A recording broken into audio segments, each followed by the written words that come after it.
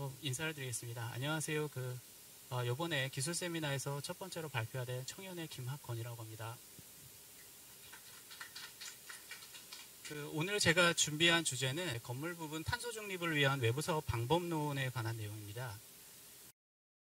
아시는 바와 같이 온실가스 감축에 대한 시대적 흐름은 1992년서부터 건너갑니다. 그래서 이제 유엔 기후환경개발회의에서부터 유엔 기후현합이 맺어졌고, 그 이후에 2005년에 교토우정서, 2007년에 발리로드 및 2015년에 파리협정, 그 다음에 지난 10월 말에 10월 30일서부터 한 보름간 영국 글래스고에서 진행된 저희가 이제 COP26차가 있었었죠. 그래서 여기서 이제 석탄 화력발전소의 이제 단계적 폐지에 대한 합의를 하고 굉장히 많은 전 세계가 동참을 해서 지금 탄소 배출 저감에 대한 세계적인 이슈가 진행되고 있습니다.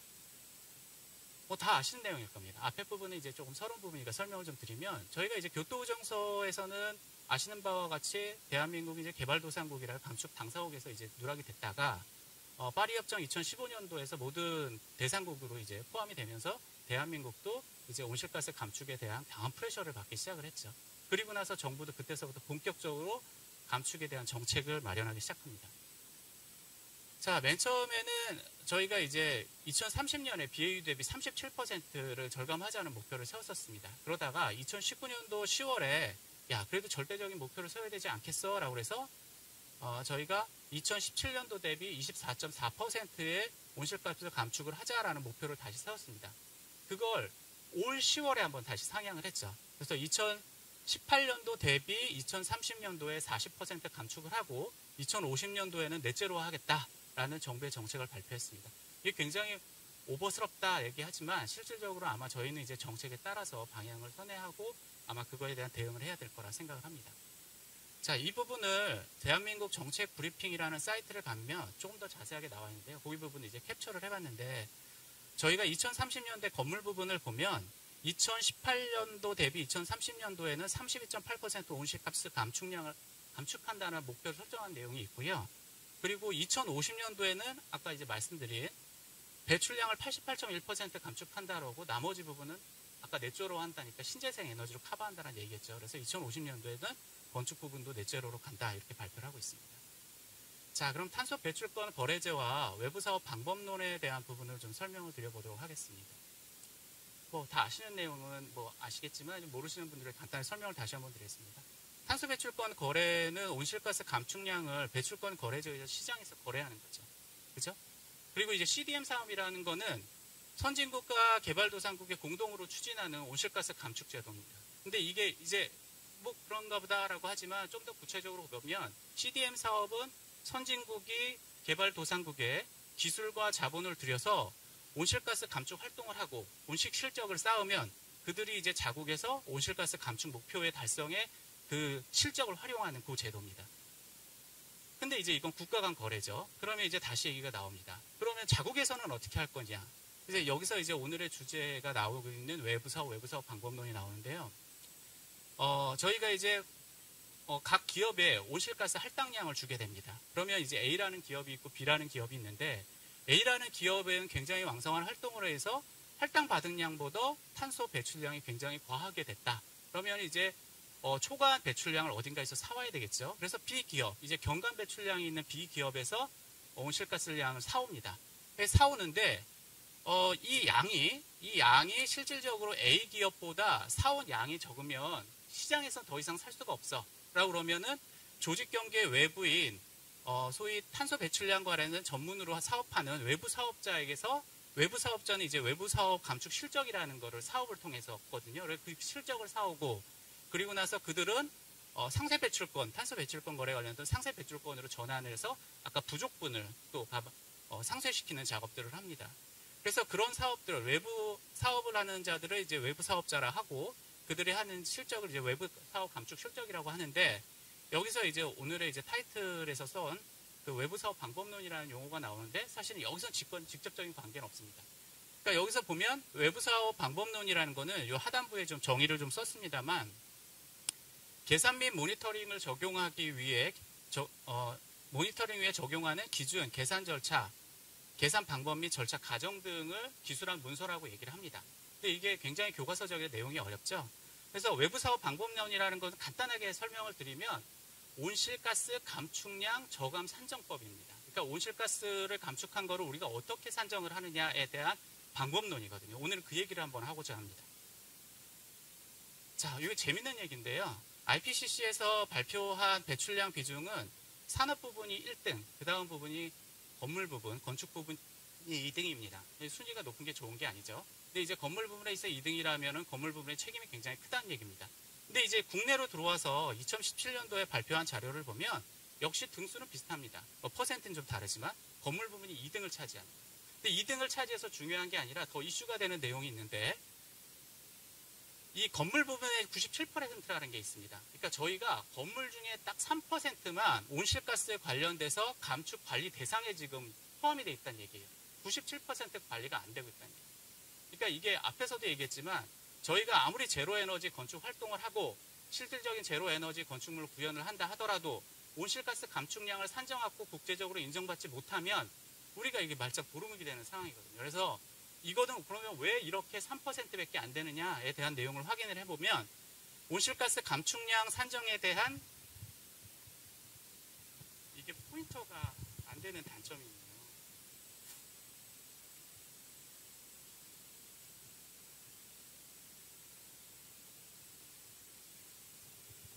포인터가 화면이 크면 안 돼요. 그래서 일단은 그냥 오늘 안 하는 걸로 하고 넘어가도록 하고 해보겠습니다.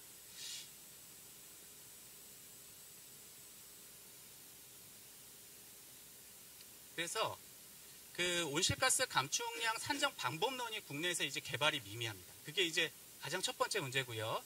그 다음에 어느 거 기준 대비 온실가스 감축량에 대한 베이스라인이 지금 설정이 다 안 돼 있어요. 그 부분이 이제 또 미미하고, 그 다음에 측정 보고 검증에 대한 어려움이 있고, 이런 거를 소규모 건축물에서 온실가스 감축량을 산정한다는 것은 과도한 행정비용이 부담을 가질 수 있잖아요. 그런 것 때문에 지금 실질적으로 감축과 관리 대상이 3%밖에 안 되는 이유 중에 하나입니다. 자, 그러면 이 외부사업 방법론, 온실가스 감축량 산정 방법론이 국내에 없느냐, 해외에선 있느냐, 소위 CDM 사업에서는 있느냐, 그래서 보면 실질적으로 국외에서 CDM 사업 방법론에서는 이 하단부 8가지에 대한 부분이 지금 CDM 사업 부분의 온실가스 감축에 대한 부분으로 방법론이 있고요. 그 다음에 저 상부에 4개라고 표현되어 있는 부분이 국내에서 지금 개발돼가지고 시행되고 있는 외부사업 방법론에 대한 내용입니다. 그러면 국내에도 있네라고 생각하실 거 아니에요. 근데 이 하단부에 제가 설명을 써놨는데 이거를 보시면 재밌는 게 뭐냐면 국내에서 진행되고 있는 온실가스 감축량 산정에 대한 외부사업 방법론은 히트펌프, 고효율기기, 조명기기, 지역난방에 대한 부분밖에 없어요. 무슨 얘기냐면 각종 설비 단위, 요소기술 단위지 건물 단위로 온실가스 감축량을 산정하는 방법론은 없다는 겁니다. 그러니까 이제 아무리 무슨 노력을 해도 이런 요소 단위로만 우리가 감축량을 산정할 수 있으니 효과도 굉장히 미미하다. 이렇게 말씀을 드릴 수 있겠습니다. 자, UNFCCC가 그러면 국제기후변화 협약에서도 이 온실가스 감축량에 대한 부분을 굉장히 오래전서부터 관심을 가졌냐? 사실은 그건 아니에요. 보시는 바와 같이 2014년도, 15년도에서부터 시작을 해서요. 2018년도에서 건물 부분 베이스라인에 대한 부분을 개발을 해서 발표를 하고 지금 진행하고 있습니다. 얼마 안 됐다는 얘기예요. 자, 그래서 국내에는 2년 전에 이 기술 연구 용역을 발주를 해서 진행을 했고요. 그리고 초기 단계니까 그냥 제일 무난하다고 판단되는 아파트를 가지고 진행을 했습니다. 그래서 아파트에 대한 부분은 기본적인 내용이 발표됐고요. 그 다음에 이 내용을 한번 보면 과거에는 이제 현재 시스템이라고 그러죠. as is 현재 시스템에 보면 LED 교체라든가 단열 강화 이런 요소 기술, 단위 기술에 대한 부분을 통해서 근데 이제 베이스라인이 있기도 없고 없기도 합니다. 그러니까 이 베이스라인 잡는 것부터 어려운데 설사 없는 거 만들어서 그리고 나서 어떤 계산을 하고 시뮬레이션을 또 자체적으로 하죠. 그리고 나서 이산화탄소 배출량하고 모니터링을 하고 감축 이런 복잡한 절차를 거쳤습니다. 근데 이제 베이스라인을 만들면 그 베이스라인 대비 우리가 사업계획서 때 어떤 예상 감축량을 산정하고 그리고 나서 우리가 에너지 원별로 계측이 되죠. 또 때로는 이제 뱀스 시스템으로 계측이 되면 그를 통해서 이제 원격 모니터링으로 실질적인 감축량을 쉽게 산정할 수 있다라는 방법론이고요. 이런 것들이 이제 작년에 UNFCC의 최종 승인을 받아서 방법이 업로드됐습니다. 그러나 아까도 이제 말씀드렸지만 이게 표준 베이스라인이다 보니까 굉장히 러프하고요. 그 다음에 이제 표준 베이스라인이다 보니까 기축 건물, 우리 리모델링 건물 같은 경우는 과거에 대한 어떤 데이터를 입력하는 값이 없어서 실질적인 산정량에는 좀 한계가 있다라는 단점이 있는 방법론입니다. 그래도 이제 나름의 성과라고 하는 건 뭐냐면 면적당 탄소 배출량 개수를 확정해서 지금 이걸 활용할 수 있다는 것과 또 하나 실질적으로 이 사업을 하겠다 그러면 온실가스 감축한 거를 나중에 판매를 해서 수익을 창출할 수 있는 어떤 구조는 제대로 만들었다 이렇게 보시면 될 것 같습니다. 요번에 이제 시뮬레이션을 활용한 방법론입니다. 제가 발표를 조금만 좀 더 쓰겠습니다. 지금 두 가지 방법론이 있어요. 제가 준비한 건 보면 표준 베이스라인하고 그다음에 시뮬레이션이라는 게 있는데 그 두 가지 시스템을 우리가 건물 에너지 성능을 평가를 할 때 국내에서 사용하는 법 중에 에너지 절약 계획서하고 건축물 에너지 효율 등급 있잖아요. 그렇게 두 가지로 보시면 됩니다. 표준 베이스라인은 에너지 절약 계획서라고 보시면 되고요. 이 시뮬레이션은 건축물 에너지 효율 등급 시스템이라고 이렇게 보시면 아마 이해하시기 편하실 것 같습니다. 자, 이거를 그냥 저희가 이 개발 초기 단계가 있거든요. 그러니까 이거를 처음서부터 막 개발하기가 너무 어려우니 UNFCCC의 CDM 방법론에서 건물 부분으로 진행을 한 사업을 기본 베이스로 해서 국내 현실에 맞지 않는 부분을 수정 반영을 해서 우리가 이제 개발 단계를 진행하겠다 이런 큰 골격을 잡았습니다. 그래서 UNFCCC에서 방법론을 선정하고 그리고 나서 국내 실정에 맞는 내용으로 좀 수정을 해서 그 이후에 실증 대상에 한번 외부 사업을 적용시켜보고 부족한 부분을 수정 보완을 해서 최종 개발을 완료한다라는 큰 그림을 가졌습니다. 자, CDM 방법론에 8가지 방법론이 있는데요. 건물에 대한 부분도 지금 총 빨간색하고 파란색 부분, 저 4가지가 이제 건물에 대한 부분이고요. 지금 이 초록색으로 표시되어 있는 부분이 실질적으로 저희가 시뮬레이션 하기에 적합하다. 소위 기본 베이스로 저희가 개발에 참조할 만한 내용이다라는 판단이 들어서 표시를 한 내용입니다. 그래서 저기서부터 진행을 한 거고요. AMS2Q의 주요 내용을 보면 우리가 이제 주로 필요로 하는 패시브, 액티브, 신재생에 대한 내용이 다 들어가 있고 그 다음에 비설정, T설정에 대한 부분이 있습니다. 이제 비설정에 대한 부분은 우리가 설계 하드웨어라고 보시면 되고요. 그 다음에 이제 건물의 이제 외피라든가 냉난방, HVAC 제어에 대한 내용들이 들어가 있습니다. 실질적으로 건축 설계할 때 들어가는 내용이죠. 근데 이제 중요한 건 사실 T설정입니다. 이 T설정은 소프트웨어에 대한 내용이고, 그 다음에 이제 결국은 이제 운영 유지에 대한 내용이거든요. 뭐 제실 스케줄, 조명 스케줄, 기기 스케줄, 그 다음에 각종 발열 부하에 대한 내용들. 그러니까 사실은 어찌 보면 우리가 많이 간과하기 쉬운 내용들에 대한 부분이 이쪽이 이제 들어가야지 실질적인 우리가 이제 보면 IE에서 베스트 테스트를 인정받을 수 있는 기준이기도 합니다. 자, AMS2Q에 대한 부분은 요건 이제 좀 중요하니까 간단히 설명을 드릴게요. 먼저 신축 건축물이 준공을 합니다. 네, 준공을 하면 그 준공된 건물을 갖고 모델링을 합니다. 에너지 모델링을 하고 그 에너지 모델링을 한 내용과 준공된 건물의 실제 계측을 합니다. 그래서 실제 소비량을 확보한 걸 가지고 이 준공 건축물 모델링 한 거하고 차이를 비교를 합니다. 오차가 분명히 있을 거예요. 그래서 교정 단계를 거치고 교정 단계 5% 미만으로 되면 거기서부터 그 모델링에다가 그 기존의 비설정, 그러니까 이제 베이스 라인이라고 설정되어 있는 비설정을 입력하거나 아니면 과거의 기축 건물이라면 과거의 건물의 비설정 값을 입력을 합니다. 그럼 거기서부터 이제 1년, 2년, 3년 지나면 거기서부터 이제 차이점을 확인할 수 있겠죠. 모델링한 데이터와. 그런 식으로 해서 에너지 값을 한정할 수 있습니다.